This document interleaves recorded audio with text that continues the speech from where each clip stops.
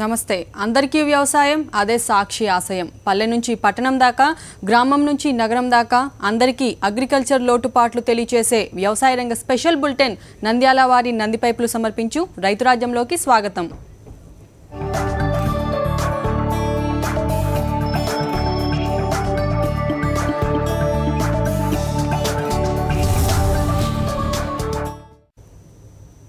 మల్లెలో సాధారణంగా విడిమల్లె, దొంతర మల్లె, గుండు మల్లె, బొడ్డు మల్లె లాంటి రకాలు ఎక్కువగా సాగుతుంటాయి। మల్లెపూల పంట సాగు చేసే రైతులు ఏడాది పొడవునా దిగుబడిని పొందుతూ నిరంతర లాభాలు పొందుతున్నారు। ఎకరా పైన దాదాపుగా ₹1,00,000 దాకా పెట్టుబడి పెట్టాల్సి ఉంటుంది। గుంటూరు జిల్లా మంగళగిరి ప్రాంత మల్లె రైతుల అనుభవాలను చూద్దాం।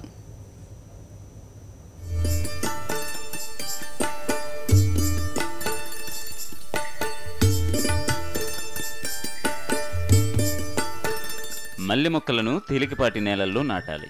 జూన్ నుండి డిసెంబర్ వరకు ఎప్పుడైనా నాటవచ్చు। సాయంత్రం సమయాన నాటడం వల్ల మొక్క బాగా అతుకుతుంది। అంటు మొక్కలను వరుసల మధ్య మొక్కల మధ్య 1.25 నుంచి 2 మీటర్ల ఎడం ఉండేలా నాటుకోవాలి।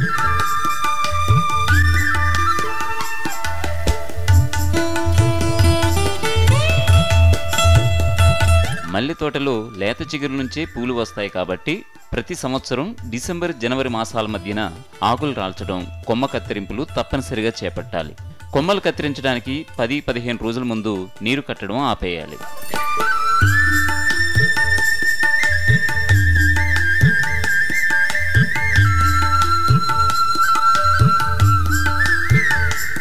పోతే మల్లె అంటూ కొనాలంటే ₹15 మొక్క కొన్నందుకు।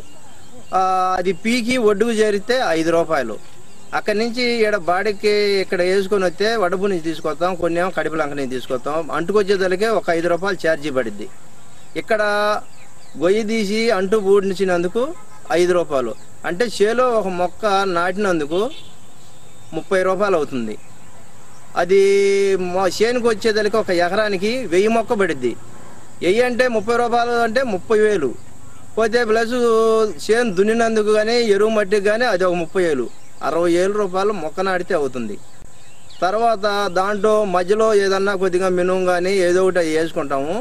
2 సంవత్సరాలు అయిపోయి 3వ సంవత్సరం వచ్చినాక మనకి ఫలితానికి బాగుంటుంది। ఏదన్నా కౌలు తీసుకోవాలన్నా చేయాలన్నా మన ఖర్చులు వస్తుంటాయి ఫస్ట్ సంవత్సరం। 2వ సంవత్సరం మాత్రం పూత దిగుబడి అది బాగానే ఉంటుంటుంది।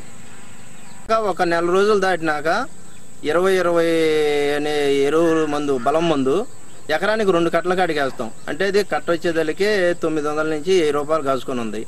దీంట్లో కలుపులు అంటే 10 మంది కూలీలను పెట్టి కలుపు తీసుకుంటుండాలి। విజయవాడ మార్కెట్ అందుబాటులో ఉండడంతో పలువురు మంగళగిరి ప్రాంత రైతులు భారీగా మల్లెపూల పంటను పండిస్తూ లాభాలు పొందుతున్నారు। విజయవాడ దగ్గరే కావడంతో రవాణా ఖర్చులు తగ్గుతున్నాయి।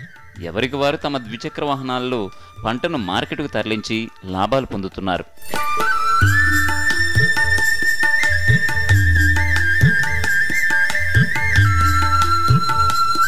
బడి పిల్లలు సైతం తమకు కాస్త సమయం దొరికితే చాలు మల్లె తోటల్లో పనిచేస్తూ పాకెట్ మనీ సంపాదించుకుంటున్నారు। ఒక ఎకరానికి వచ్చేటప్పటికి ఒక 20 మంది, సీజన్ బట్టి ఒక 20 మంది, 7 రోజుల్లో 10 మంది కూలీలు వస్తూ ఉంటారు। ఉదయం నుంచి వాళ్ళు 10-11 వరకు ₹200 వరకు పూలు కోసుకోగలరు। అక్కడి నుంచి మళ్ళీ ఒక ₹100-150 కూలీ ఇవ్వడానికి అవకాశం ఉంది। సెలవు రోజుల్లో కూడా బడికి పోయేటువంటి పిల్లలు కూడా వచ్చి ఈ పూలు కోసుకొని డబ్బులు సంపాదించుకొని పుస్తకాలు కానీ బుక్స్ కానీ అలాంటివి తల్లిదండ్రుల మీద ఆధారపడకుండా స్వయంగా చదువుకునేటటువంటి శక్తిని కలిగించే ఈ పూల తోట అనేది చాలా ఆదాయం కలిగిన పొలం। దీని మీద మార్కెట్కి ఉదయం 8 గంటలకు తీసుకుని వెళ్తాం మేము।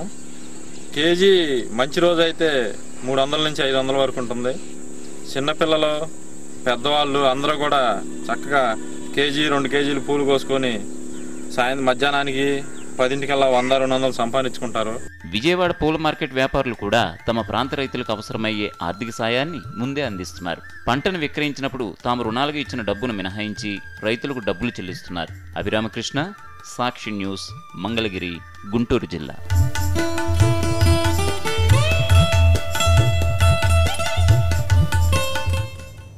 దేశంలో ఆయా ప్రాంతాల వాతావరణ పరిస్థితులకు అనుగుణంగా మనుగడ సాగిస్తూ వందలాది పాడి జాతి పశువులున్నాయి.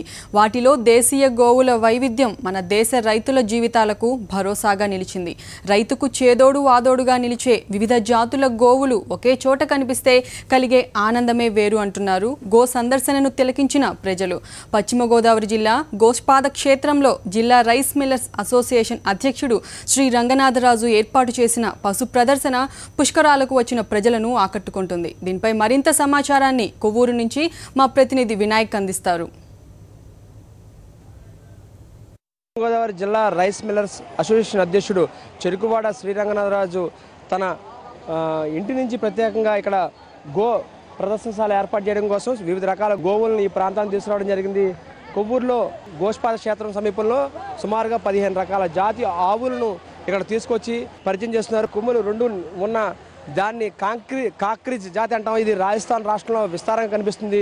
దీని శరీరం బలిష్టంగా దృఢమైన ఆకృతి కలిగి ఉంటుంది. ఎక్కువగా ఇది ఎరుపు, తెలుపు, నలుపు రంగుల్లో ఉంటుంది.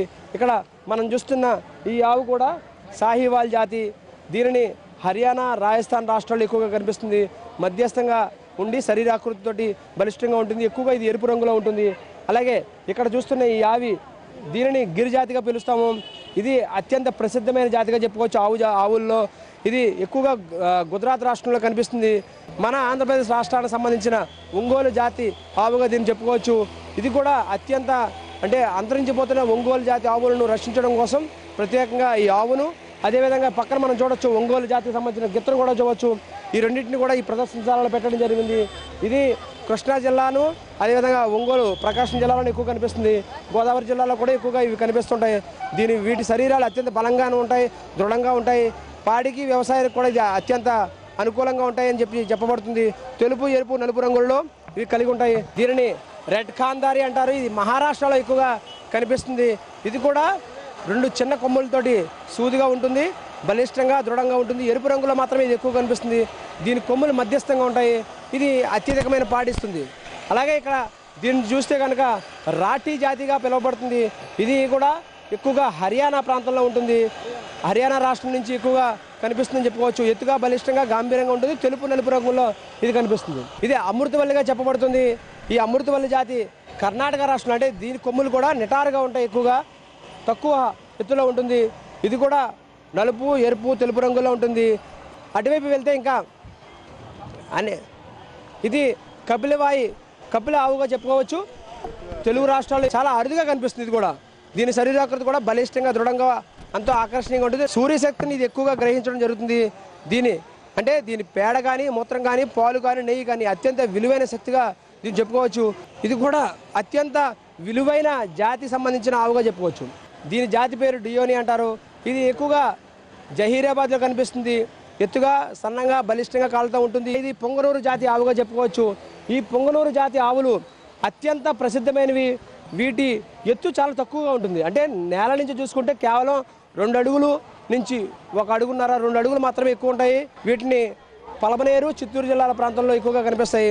ప్రస్తుతం ఇవి ఎరుపు, తెలుపు రంగులో మాత్రమే ఉంటాయి. మనం చెప్పుకోవచ్చు ఇది శ్రీ వెంకటేశ్వర స్వామికి పాలు ఇచ్చి తరించిన జాతిగా దీన్ని కొలుస్తారు. ప్రస్తుతం ఎక్కడ చూసినప్పటికీ కూడా ఇది అత్యంత విలువైన జాతిగా చెప్పుకోవచ్చు.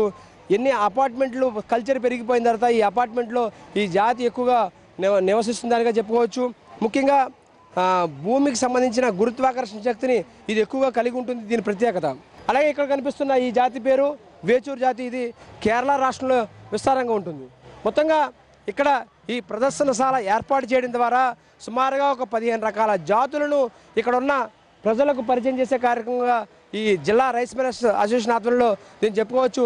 ఈ అన్ని ఆవుల్లో కల్లా అత్యంత ఆదరణ కలిగిన, అత్యంత విలువైన జాతి ఏంటి చెప్పండి? అత్యంత కపిల ఆవు అండి. దాని తగ్గ గిరి ఆవు, హర్యానా సింధు అండి. ఇవన్నీ బాగా అత్యంత విలువైన ఆవులు అండి. రేట్లు 3 లక్షల కాడ నుంచి అండి 4 లక్షలు, 5 లక్షల దాకా ఉంటాయండి.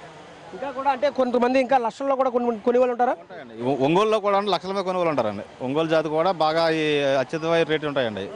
అవి సుళ్ళు అన్నీ చూసుకుని ఆ జాతి లక్షణాలు ఉంటాయి, ఆ లక్షణాలను చూసుకుని కొంటారండి ఒంగోలు కూడా. ఎందుకు వీటికి ఎంత ప్రాముఖ్యత? కొన్ని మనకు మనిషికి ఉన్న రోగాలు బాధలు కొంచెం తగ్గుతాయండి. దీన్ని మేపే దానిలో వాళ్ళ పాలు తాగడం వల్ల దాన్ని వాడటం వల్ల మనకి భూమి మీద కొన్ని రోగాలు రహించిపోతాయండి. రోగాల వల్ల తగ్గుతాయండి అన్నీ. ఎంతమంది వస్తున్నారు రోజు చూడడానికి? దగ్గర చాలా మంది వస్తారండి. గదిలో అంటే ఒక 1,00,000 మంది వస్తారు డైలీ అండి చూతాకి.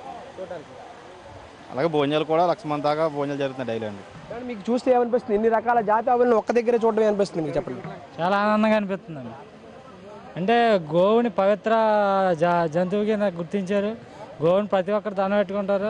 రైస్ మిల్ రంగరాజు గారు చాలా మంచి పని చేశారు. మీరు చూసారా ఇన్ని రకాల జాతులు? ఎక్కడ చూడలేదు, చాలా అద్భుతంగా పెట్టారండి. అంతే గోష్పాద క్షేత్రం, దాని దగ్గరికి గోవులు పెట్టడం ఎంతో ఆనందకరమైంది. చాలా అద్భుతంగా అన్నదానం కూడా చాలా అద్భుతంగా. మీరు ఎక్కడి నుంచి వచ్చారు? స్టూడెంట్ అత్తిలండి. మేము అత్తి నుంచి వచ్చామండి. చాలా ఎక్సలెంట్ ఇలాంటి ప్రోగ్రామ్ చూడటం మా అదృష్టం. నిజంగా మరి 12 సంవత్సరాలకి ఇలాంటి పుష్పాలు మళ్ళీ వచ్చి పుష్పాలు ఇంకే అద్భుతం చూస్తాం కానీ ఇప్పుడు మహా అద్భుతం చూసాం. చాలా ఆనందంగా అనిపించిందండి. ఇలాగ చూడాలంటే మాకు అవకాశం దొరకదండి. ఇలాగా ఈ అవకాశం కల్పించినందుకు అందరికీ థ్యాంక్స్ అండి. ఈ ఆవులను చూసిన తర్వాత ఎటువంటి పరిస్థితి అంటే గతంలో ఎన్నడూ మేము ఇటువంటి జాతులను ఎన్నడూ చూడలేదు, తొలిసారిగా చూస్తున్నామని ఒక ఆనందాన్ని అయితే వ్యక్తం చేస్తున్నారు. గోవులను సంరక్షించుకోవాలి, వాటి యొక్క ప్రాముఖ్యత తెలుసుకోవాలనే ఉద్దేశంతో వీటిని నిర్వాహకులు ఏర్పాటు చేస్తున్నట్టు తెలుస్తుంది. వీడియో జర్నలిస్ట్ రామకృష్ణ తెలిసి నాయకరావు, సాక్షి టీవీ, కొవ్వూరు నుంచి, పశ్చిమ గోదావరి జిల్లా. నంద్యాల వారి నంది పైపులు సమర్పించు రైతురాజ్యం కార్యక్రమంలో చిన్న విరామం తీసుకుందాం.